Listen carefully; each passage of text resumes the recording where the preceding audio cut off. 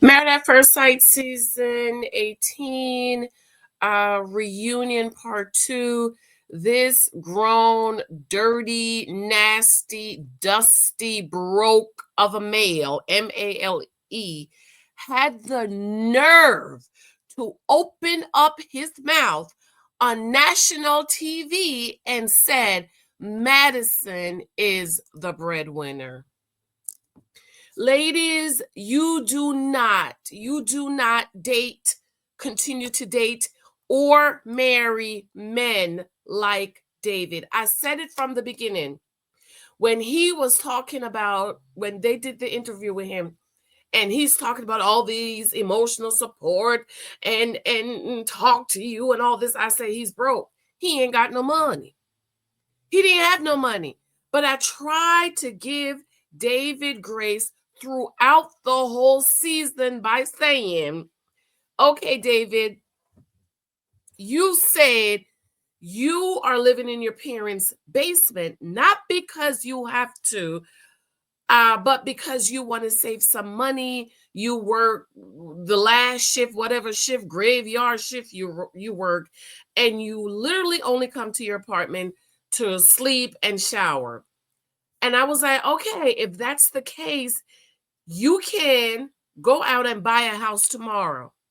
Show Michelle the money, the bank account, go and buy a house tomorrow. No, Michelle said, talking to Kevin, that they talked about finances, they talk about savings and money, and what she saw did not add up.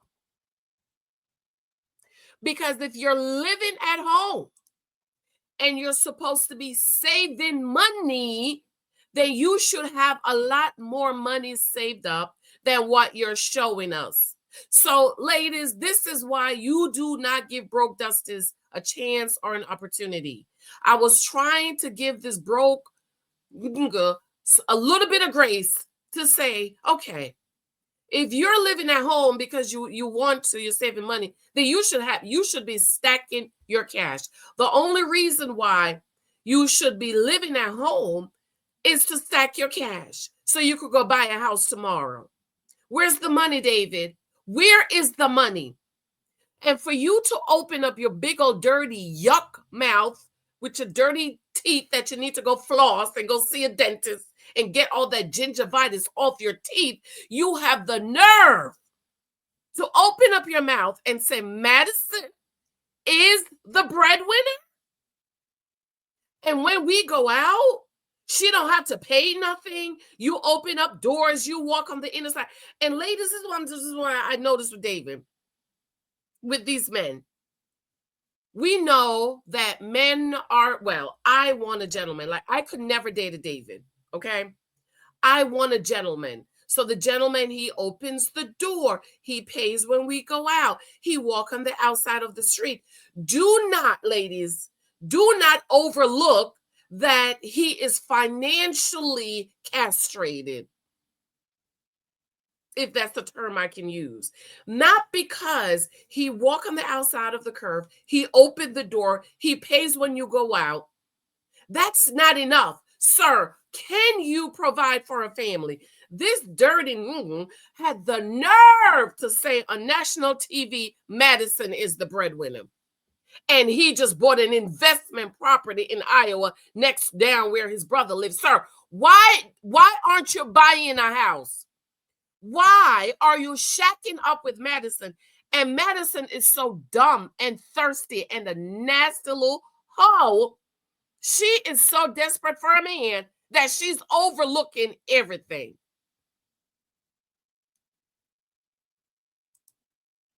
She's so nasty and desperate and a hoe. Because only whores sleep with somebody else's husband. And yes, David is even a bigger hoe because he said, when they went out, was hanging out, he was flirting with Madison and maybe something could happen down the road. Wait. You are a married man, sir. You're supposed to be married. How are you flirting with another woman and you just got married? You came on national TV and said you wanted to get married. You're ready to settle down. But you having a little tension at home, and your first response is to go flirt with somebody with the hopes that something might happen down the road. And this is why I'm telling y'all, it is not going to work out with David and Madison. Unless Madison is okay with an open relationship, it's not going to work out. My grandmother always said, if he lie, he will cheat. He will steal. And if he cheat and steal, he will unalive you. So they're up here. It is so gross. And I'm reviewing. I decided to review this section by section because I was like, well, why we need a part 2? But I'm glad there's a part 2 because there's a couple of things came out. Okay. So one of the things is Kevin said, when Michelle said, we talked about finances, and she didn't like the numbers she saw because at that age you're supposed to have some money saved up, right? Kevin said, well, with Madison being a little bit younger, it makes a difference, right? And that's where David said, well, yeah, she's the breadwinner. Mm-hmm. And Michelle said,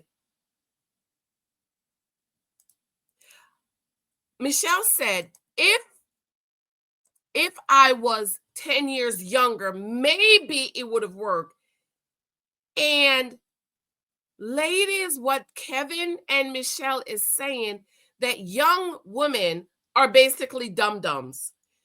Because you're younger, you think you have more time to fix him and to build with him, because this dirty, broke, nasty, crooked is looking for somebody to build with.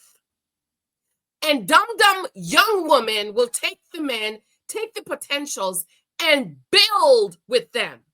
You see the difference? This is why I am against young women and young men getting married, because, and I'm putting the word out there, ladies, you do not build with a man. You are not a construction worker. But when you're so young and your emotion and you're making emotional decisions, you will think it's okay to build with a man. It is not okay to build with a man. You will never respect him. You will never adore him. You will never admire him because he had you building on top of the roof, in the snow, in the winter, in the heat, building.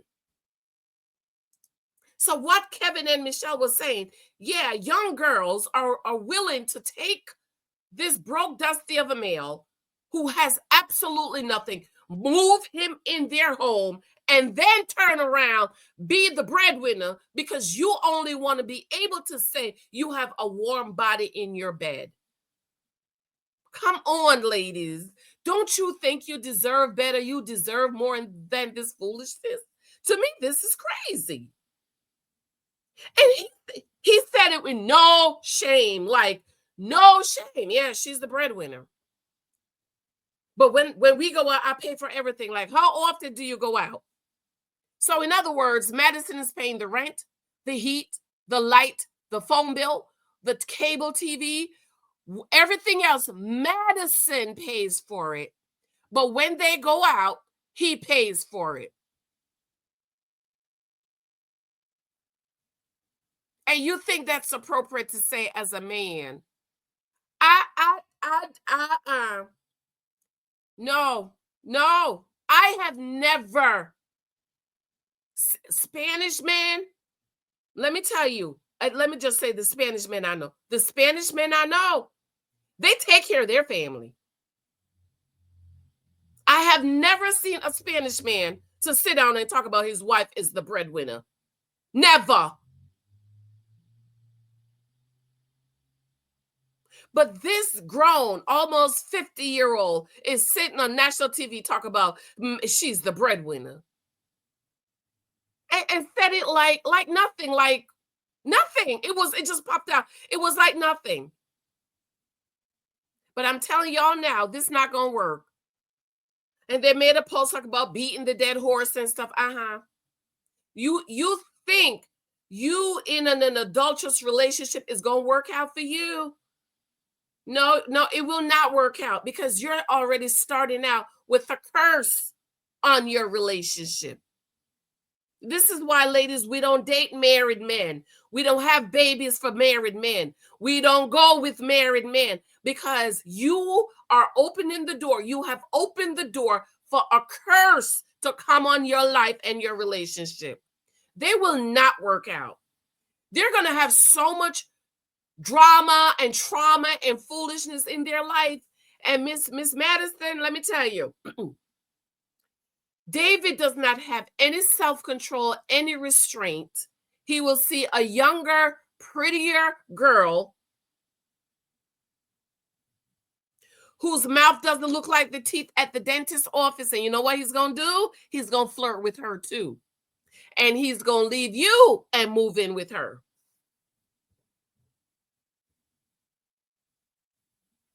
The nerve of this dirty male to sit on national TV and say she's the best. Yeah, she's younger. I'm looking for somebody to build. I'm looking for somebody not to judge me on my finances. No. You said you could go buy a house tomorrow. Go buy a house. Why you had to wait for the married at first sight money and an investment property with Madison? With Madison, which means your credit and the money you have was not enough for you to do it on your own. So you needed Madison name and credit to buy an investment property. That's not going to work out for you either. There's a curse on it. And I really appreciate how mature Michelle was. She looks absolutely beautiful. We know Carla didn't do her makeup, honey. But Michelle got a professional to do her makeup. She looked flawless. She looked absolutely beautiful. Where's my picture? She looked all the ladies, they all looked absolutely beautiful and flawless. Michelle, the beautiful, absolutely beautiful.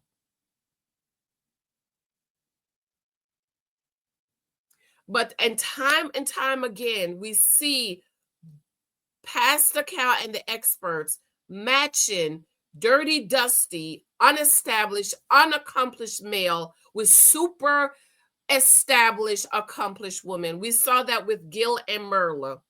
I was reading in one of the groups yesterday that he's now enlisted in the Navy. You 50. You are 50 years old, sir, enlisting in the Navy. That's a dirty dusty who have not figured out his life. You're supposed to be getting ready for retirement. You talk about investing in the Navy. First, he became a firefighter. I said 40-year-old men do not become firefighters.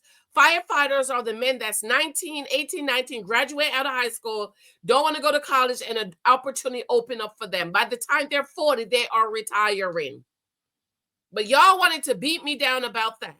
Then after the show, he's supposed to be in the ambulance. Then now he's enlisted in the Navy. Sir, what are you supposed to be doing with your life? And David is the same way. We see time and time again of married at first sight matching broke, dusty, unestablished, unaccomplished, basement dwelling males with very successful, accomplished women. And those women are supposed to just accept these men for who they are and love them and respect them and adore them while being the breadwinner. Make it make sense to me. I am so grossed out about this. I'm so grossed out. And this is why I said, you know what? No. I need to do the review section by section, couple by couple, because there's a whole lot of tea in this, especially when we get to Miss MM and Mr. Mr. Dusty over there. But tell me what y'all think, girls. Tell when you heard this broke, dirty, dusty, what came to mind? What did y'all think about? Did it bother you? Oh my God, Lord Jesus. All right, y'all. I have to go. Come on back. I have lots of videos for you today. I've been MIA all week, but I'm going to try to make it up to you today. I absolutely love you. I adore you. Be sure to subscribe, comment below. Thank you for those of you picking up my books and showing me love and support. If you are new here, hope you like the video. Leave a comment for me. Subscribe, share this out, and invite a friend or two to comment. Come on back. Come on back. We got lots of stuff to talk about. Love you. Love you. Mwah. Talk to you later. Bye.